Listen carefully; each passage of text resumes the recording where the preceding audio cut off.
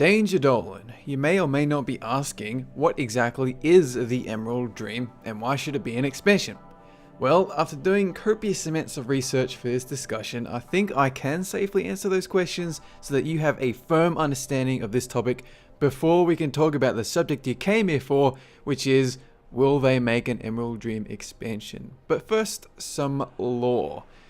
Now, usually I don't do lore in my videos, but I feel that because the Emerald Dream has been fleshed out in the books and the graphic novels thus far, as well as the incomplete WoW footage you see playing in the video before you, that we can only discuss the topic if I explain what it is. So that's what I'll do right now. The Emerald Dream is a blueprint for Azeroth.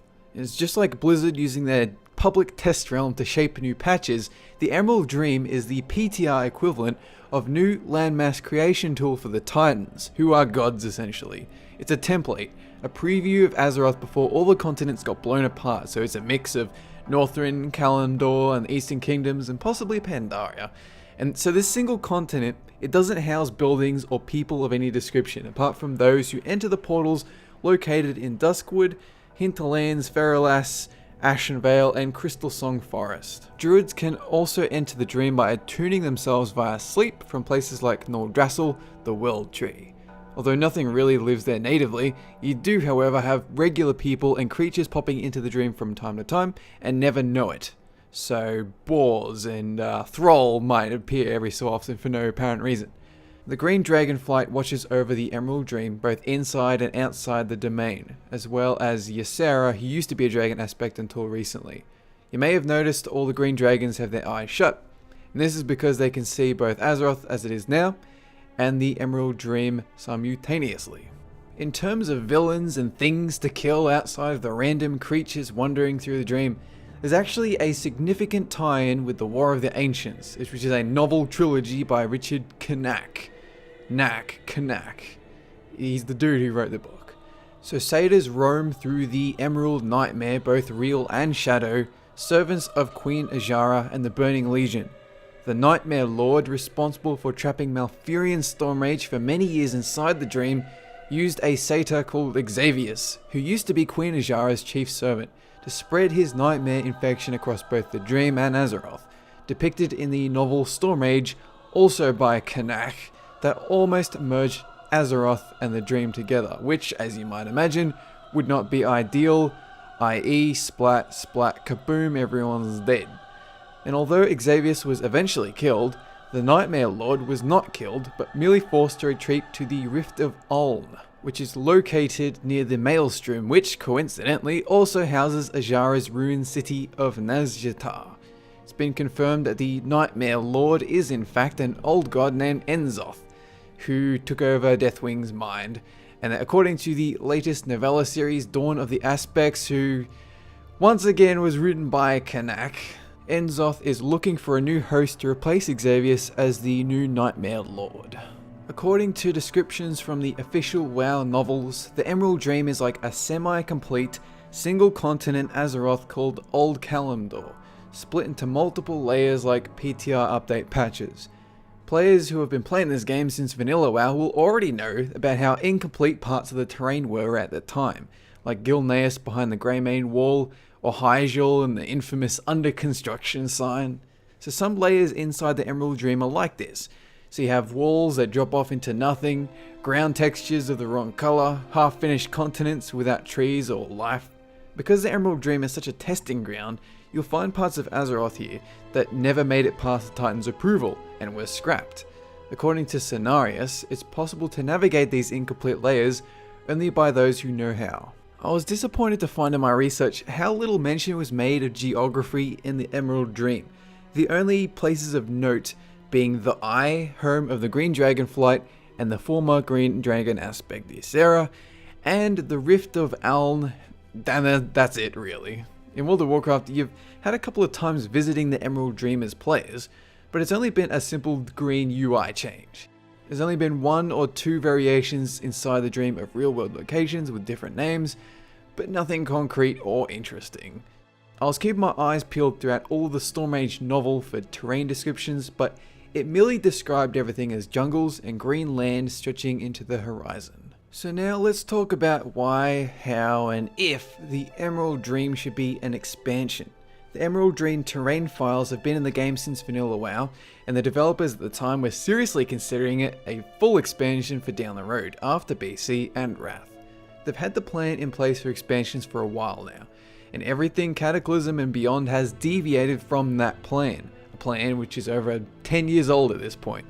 Originally, Cataclysm was known as the Maelstrom or South Seas expansion, of which all that survived has been Gilneas, Grim Batol, a small part of Kazan, and the Broken Isles. The Mists of Pandaria was supposed to be the Elemental Plains expansion, which included Pandaria as a level 1 to 20 questing zone, but also Deepholm, Skywall, the Abyssal Moor, and Firelands. But perhaps most intriguing to this discussion is that alongside the Elemental Plains in Pandaria was the Emerald Dream. You would have the option of questing either inside the Elemental Plains or Emerald Dream zones, here listed as the Green Lands, the Dying Paradise, the Emerald Nightmare, and the Eye of Ysera, all of which took you from level 90 to level 100, with the final expansion being Burning Legion themed. What we can deduce from the zones and continents cut away from this plan over the years, which include most of the South Seas alongside all of the Emerald Dream, is that either Blizzard have made a horrible mistake and will ignore both forever, or the South Seas and the Emerald Dream will be merged into one expansion. This theory is very much backed up by the recent inclusion of the Rift of Uln located near Nazjatar, and the old god Enzoth looking for a new puppet to become the Nightmare Lord. Queen Azshara has been missing since the War of the Ancients, alongside her highborn Naga forces.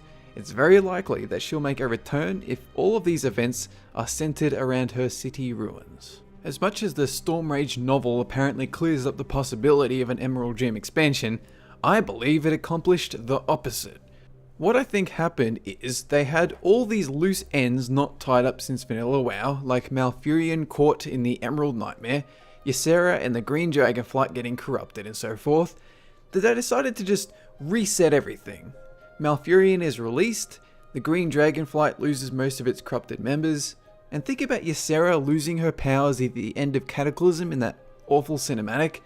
They couldn't have her give up her powers when the Nightmare was taking over the Emerald Dream, or everything would fall apart. So they decided to just resolve the old issues in a novel, and start laying down the breadcrumbs for a South Seas Nazjatar Enzoth collaboration. It was a very sneaky move actually. The book actually updated the Emerald Dream for Cataclysm and beyond without them having to create any art assets or do any work whatsoever really. They just handed the concept over to a third party, Kanak, and he just wrote out exactly what they wanted. Of course, it seems like the whole concept of the Emerald Dream shot itself in the foot when it's described as this unpopulated and barren place. But to give a quick breakdown of the Stormrage novel, right? When the mists of the Emerald Nightmare start seeping into Azeroth, it makes everyone start sleeping all the time, all over the place, everyone in the world. And then they become trapped in the Nightmare. However, people like Varian Rin and the Knights of Stormwind, they enter the dream by falling asleep, and they go on to fight the Emerald Nightmare to halt its advance. It shows that even though the dream is more or less lifeless, people can still go there even when they're not druids or walking through a portal. Whether or not Blizzard would want to keep the 4 original questing zones from their original plans, or let us explore old Kalimdor with zones merged like as you can see here, where you got the Borean Tundra merged with Darkshore, Stranglethorn Vale merged with Tanarus, that's up to them. I personally hope for the latter, but probably not, and bear in mind these merged zones wouldn't have any native life or constructions. The best Blizzard could do would be to make sleeping characters build settlements in the dream, which doesn't make any sense, or have the Nightmare populated. So my answer is yes, I do believe there'll be an Emerald Dream expansion, but only if mixed with the South Seas Queen Azshara and Enzoth concepts. Before I read the Stormrage novel, I didn't see any connection between the two, but now because of Enzoth, the Rift of Uln, and the Nightmare Lord's ability to use servants to spread Nightmare, starting with Azshara's servant Xavius, it turns from a question of if there'll be a South Seas Emerald Dream expansion to when. Thankfully, the Emerald Nightmare will never disappear until Enzoth is killed, and he's likely protected by Queen Azshara's highborn Naga. It becomes a question of Will the next expansion be Burning Legion or Azara's Return? Keep your eyes peeled for BlizzCon, unless Blizzard trademarks the expansion's title before then, which is what happened with pretty much every other expansion before this one. In terms of new races, you can have Furbolgs for Alliance, who have a certain allegiance with Night Elves, very tribal, druidic race, and then you got Ogres for Horde, because it's been 8 years and I want to play as an Ogre. Ghostcrawler recently spoke to a Chinese news site about the possibility of a Naga race, as well as the Burning Legion, Trolls, and Emerald Dream playing a part in the next expansion, but take that with a grain of salt. They do mention that it's difficult Nagas in their feet, not being able to wear shoes, but I'm sure you could have a new race of Nagas that have non-flippy mermaid tails.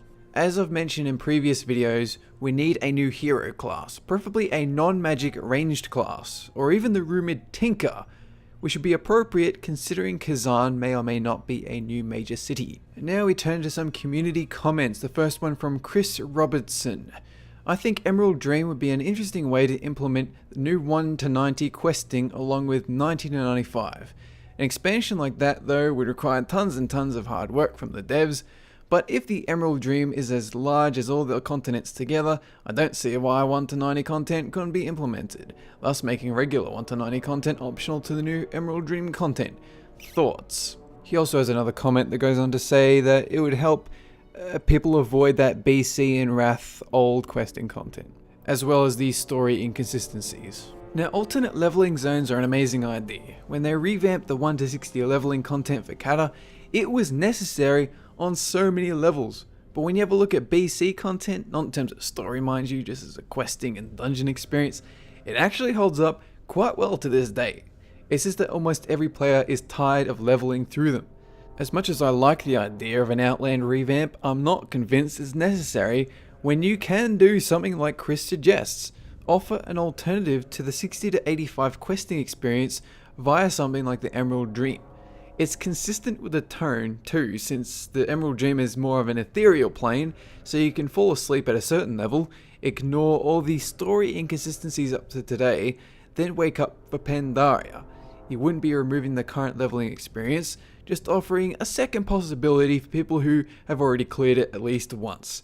You can make the Emerald Dream a type of hard mode questing experience, offering collectible tokens you can turn in at level cap for gear to start raiding quicker, kind of like LFR eye level but with the Valor Point system. Of course, we need to look at the idea from all angles. The Emerald Dream isn't exactly brimming with quest zones, which, if the original expansion plan is to be believed, numbers 4. And what about for endgame? If we're strictly talking Emerald Dream expansion with no South Seas or Queen Azara, then you've used up all the expansion's ideas on a questing experience. And since there's no elemental planes like Deepholm or Firelands to fall back on anymore, you're pretty much boned. Although looking at Pandaria and how Blizzard miraculously pulled an expansion's worth of lore out of a hat, it's possible they could expand the Dream to encompass more than 4 zones, especially if the use of these Emerald Dream layers is to be believed. Likewise, here's a question I want you to ask yourself. Would you rather have alternate 60 to 80 leveling zones or 5 additional heroic dungeons? Because for me, I can grind through dungeons and PvP to bypass the BC, Wrath and Kata content, and if I'm logging on my main once per day and it tells me to do a daily heroic dungeon out of a list of 3, I'll be pissed. As much as I can't stand leveling through Outland anymore, you have to admit it's nowhere near as broken as vanilla WoW leveling was. And I'd rather have more dungeons and raids at level cap than a bunch of random questing zones I'll probably just bypass anyway with dungeons. Of course, naturally the teams, the development teams for quests and dungeon encounters are different, so how about instead you either have an alternate low-level progression or one of these in-between patches featuring scenarios, events, and weekly quests. There's no wrong answer here, but you need to realize that for every feature they add, another is not completed. Is Emerald Dream low-level questing content at the top of your priority list, or would you rather have another feature? And now here's a comment from 666 AR Access. Emerald Dream equals perfect place to ambush Azeroth. It's Azeroth without barriers, without scars, cataclysm and age. As said in books, Not everyone can get into the ED, many of them are already dead. But there are many possibilities of racist factions which could get into the ED, like Nagas or Satyrs, both former servants of Sargeras, both former Night Elves, which have the roots for entering the ED. I would love to see them in ED. Satyrs are overlooked since Wrath, and Nagas add they later too.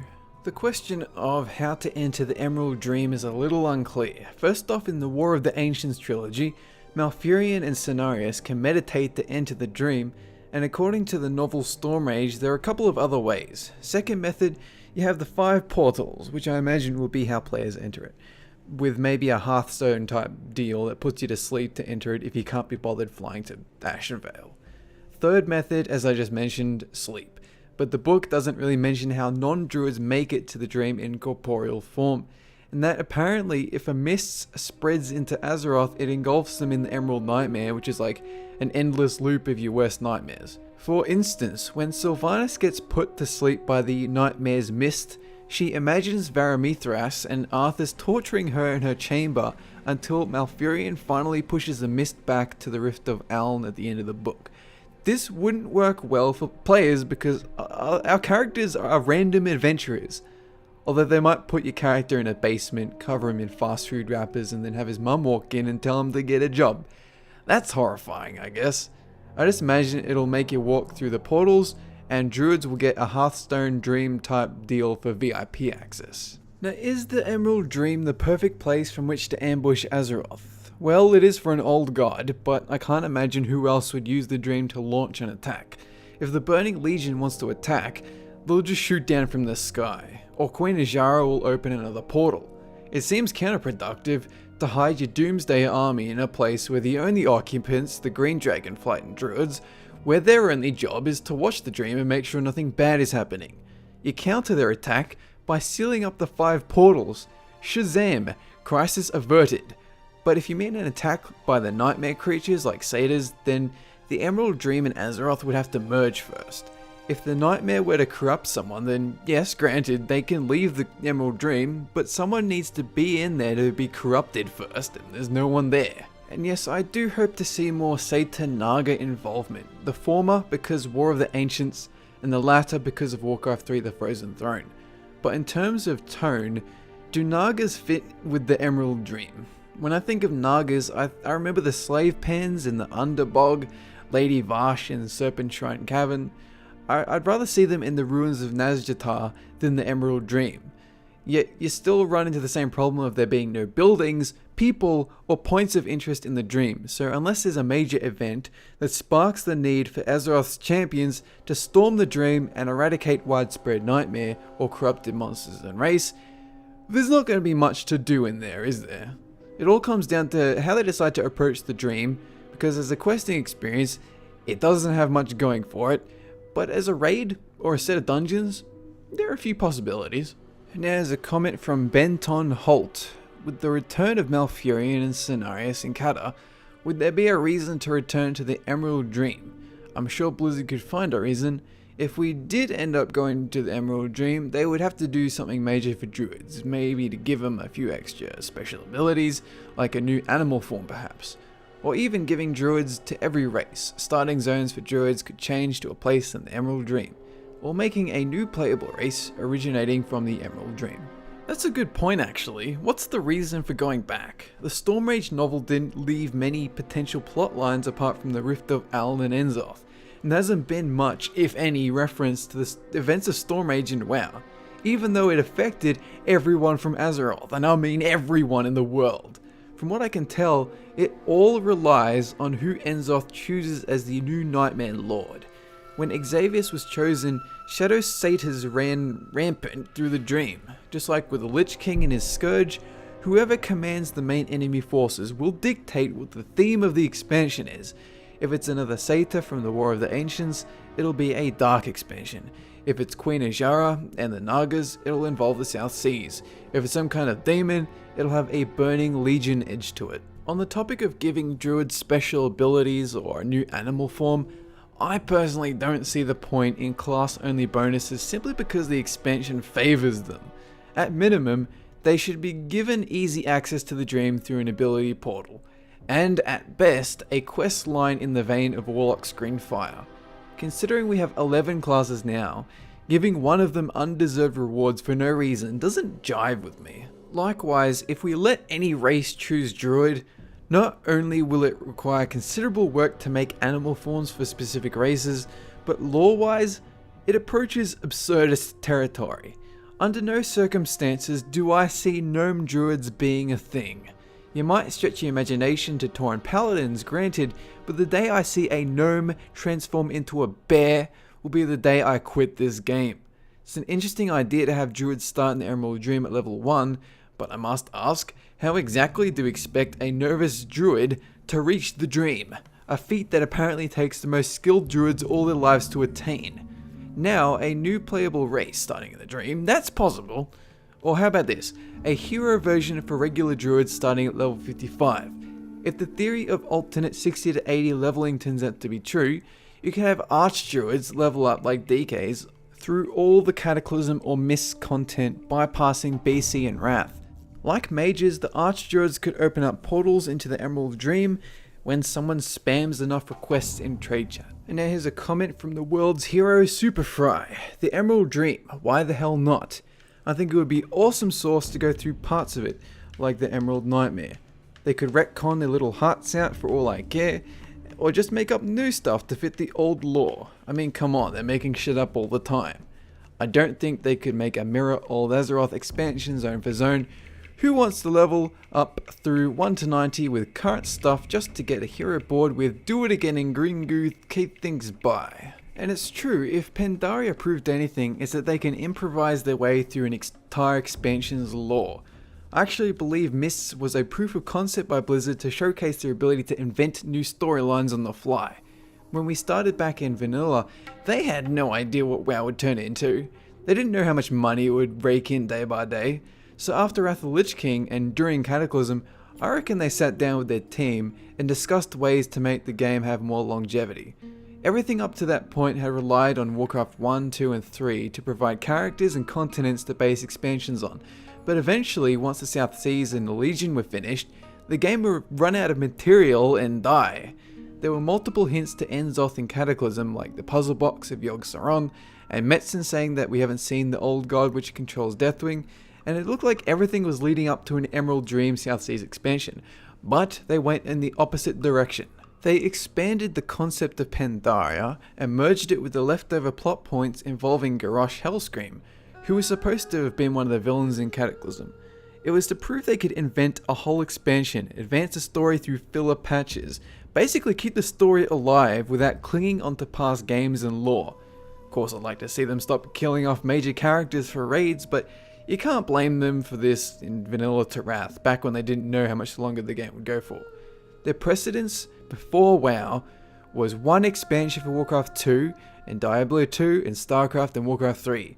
Nobody would have guessed we'd still be here, 8 million strong, 4 expansions later. Anything could happen within the Emerald Dream. Demons could invade it, Azshara could take over it, Gammon could be the new Nightmare Lord, a new Emerald Dream only race like Emerald Pandas. Now that the system's in place, Blizzard can now create stories as they go, or use the official novels to advance certain plot threads. As a questing zone, it's true that going from Azeroth leveling to a green goo variation in the Emerald Dream seems like a big waste of time.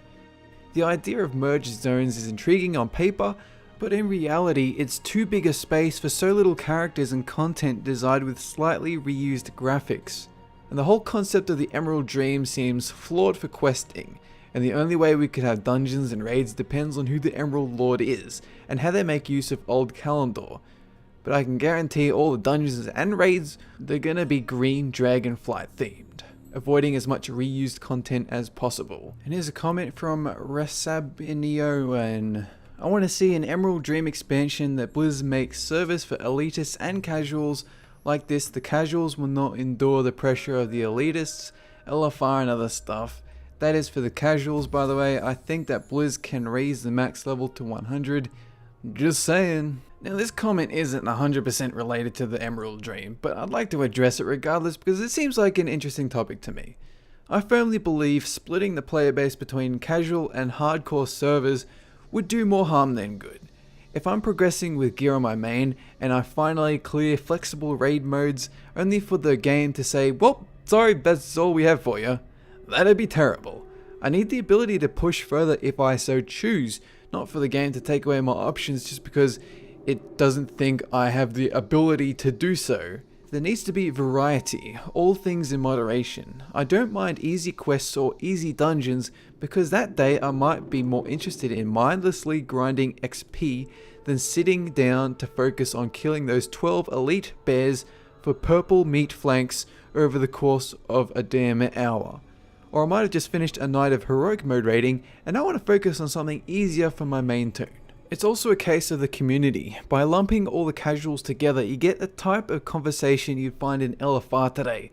A load of confused, snarky comments about how to do things because nobody can be bothered thinking for themselves. Likewise, on a heroic server, you'd get a physical haze of elitism wafting through Azeroth. Nobody explains anything. You are either the master of your class and the universe with a fully upgraded set of heroic gear, or you're a noob. If you haven't been playing since the start of the expansion, you get left in the dust, guildless and alone. It's like Zen, you can't have light without darkness and darkness without light. They balance each other out. If the casuals aren't there to farm profession materials for the auction house, prices would go up and affect the hardcore. If the hardcore isn't there to progress through raids, recruiting casuals to do so, then those casuals would never get anywhere. Just imagine if you were a certain ethnicity traveling overseas, and the country you arrive at says you're not allowed to be there because you're a different race than the majority. You're losing out on all the benefits of cultural diversity because you're prejudiced towards what you perceive to be a noob in your group of elites. And that makes you Hitler. And here's a comment from Parker Karen A, who happens to also live in Australia, where we get overpriced games that have also been chopped down in violence because our government is insane. So she says, Emerald Dream or no, I want a strong story around characters I already know.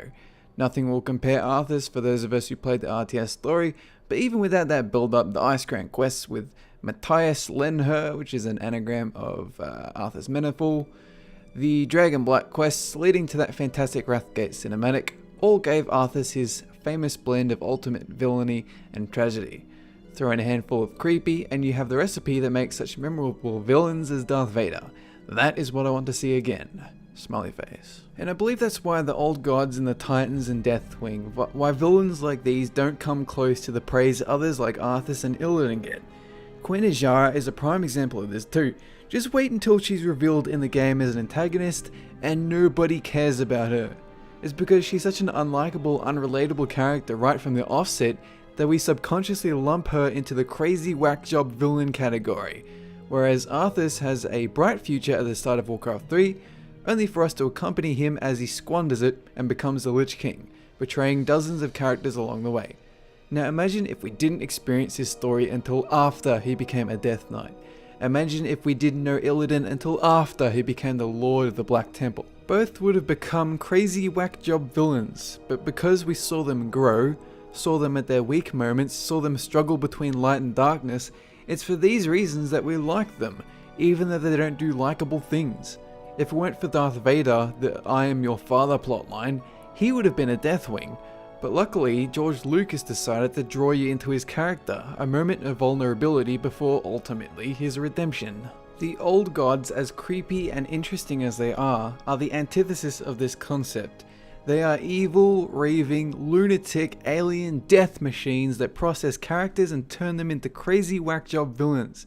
I love old gods, but only when they stealthily influence characters to choose a darker path, exactly like the Emperor does in the original Star Wars trilogy. But if you were to turn around and say, the Emperor used his psychic powers to force Darth Vader to the dark side, that's not fun or interesting. Arthas knew what he was doing when he killed everyone at Stratholme. He burned the ships at Northrend so nobody would abandon him. He sacrificed everything so that he could kill Mal'Ganis, and it's for this reason he became the Lich King. Old gods and Ner'zhul influenced him, sure, but even when Jaina or Medivh showed up to offer him a way out, he refuses. And you get to see all of this in WoW even when you haven't played Warcraft 3. And no, it doesn't play out in quest text because giving major plot points to quest text is the dumbest thing that would ever be a thing. Garrosh Hellscream represents what happens when you try to do the same thing as Arthas, but it somewhat fails. He's making all these poor decisions, he's strengthening the Horde by betraying a lot of characters, he's relatable because he's trying to do the right thing in his own mind. But we're not a part of that journey. The story focuses on the rebellion and the characters who hate Garrosh. There was a major span of time during the Burning Crusade when Garrosh was relatable and interesting, doubting his own abilities and still in Grom Hellscream's shadow. But that period of time went by so fast that the next thing we know, he's the war chief, and now we hate him because he's got a giant ego and is a jerk to everyone. On paper, his storyline should be fantastic, but in practice, we missed the weaker moments and now he's treading on Deathwing's territory. And that is why the Emerald Dream would be difficult, since there's nobody there but druids and the Green Dragon Flight would have to have a killer villain as the Nightmare Lord to draw players back in. You can maybe treat it like Kerrigan from StarCraft, have Enzoth take a good character like Tyrande and turn her into the main villain. If he uses Queen Azshara and makes her more evil, I can't express how bored that would make me. Now the last comment from Jacob Johnson. I would like to see a remake of the Wailing Caverns. A lot of people don't like this dungeon and I think Naralax could have a big role in it. What do you think about this, DangerDolan? I don't like the Wailing Caverns. Who likes the Wailing Caverns? The place is long, confusing, and the art style gets old after like 2 seconds. Literally, when I first zoned in during Vanilla WoW, I didn't even get past the loading screen before I decided how much I hate it. It's as bad as the Oculus, but without horrible vehicle combat. You have bosses that need to be killed in a certain order, the map is completely useless since everything is on multiple levels, all the mobs are spread unnecessarily far apart, there's a jump you have to make between these two cliffs, and if you don't jump at the precise right moment, at the precise right angle, you fall through half the instance, and then you have to run all the way back. It's boring, it's repetitive, the loot sucks, and it takes 5 hours to clear. I don't want to see a remake. I would like for it never to have existed. If the Emerald Dream expansion can make it unexist, that sounds like a pretty cool feature, like phasing but inside my head. And that's it for this discussion, guys. We've talked about every single thing that's on the universe and beyond.